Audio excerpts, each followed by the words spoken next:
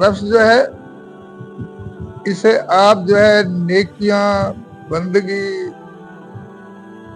مشقت میں ڈالیں اور 90-100 سال کی عمر تک بھی اس پر محنت کرتے رہیں تو یہ ٹھنڈا ہو جائے، اس کو کچھ پتہ نہیں، 100 سال کی عمر میں بھی یہ تھڑک اڑتا ہے، 100 سال کی عمر میں بھی یہ بڑھتا ہے۔ نفس کو ختم نہیں کیا جا سکتا، نفس کو نرم کیا جا سکتا ہے۔ تو اللہ تعالیٰ نے جو اس کے لیے نفس کے لیے علاج جو تجویز کیا، قد افلح من زکاہا، وہ کامیاب ہوئے جنہوں نے نفس کو پاک کر دیا۔ یہ نہیں کہا کہ جس نے نفس کو ختم کر دیا، نفس ختم تو ہوتا نہیں، ختم ہو جائے گا تو پھر انسان ہی ختم ہے۔ الہمہا فجورہا و تقویٰ، الہمہا فجورہا و تقویٰ، اللہ تعالیٰ فرماتے ہیں یہی تو خزانہ ہے،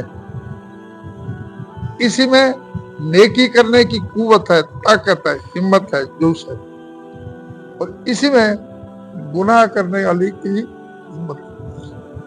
اگر اس کی ہمت کو منفی سے مثبت میں بدل دیں گے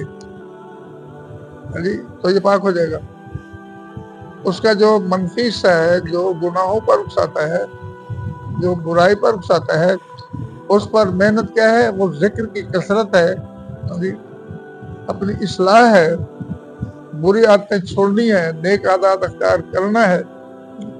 نفس تو کہے گا بس وہاں بیٹھے رہو، یوں کر کے بیٹھے رہو۔ یہ کون ہوتے ہیں ہماری آزادی میں مخل ہونے والے؟ یہ نفس ہے، یہ نفس ہے۔ تو تو پیر ہے، تو تو عالم ہے، تجھے کیا ضرورت ہے؟ یہ نفس بندہ، اللہ تعالیٰ نے ہمیں پیدا کیا اس کے لیے، بندگی کے لیے، عبادت کے لیے۔ اور بندگی کیا ہے؟ بندگی نماز پڑھ لی، سجدہ کر لیا، ورزش ہو گئی، یہ بندگی ہو گئی۔ روزہ رکھ لیا، بھوک مر لیا، یہ بندگی ہو گئی؟ یہ تو بندگی نہیں۔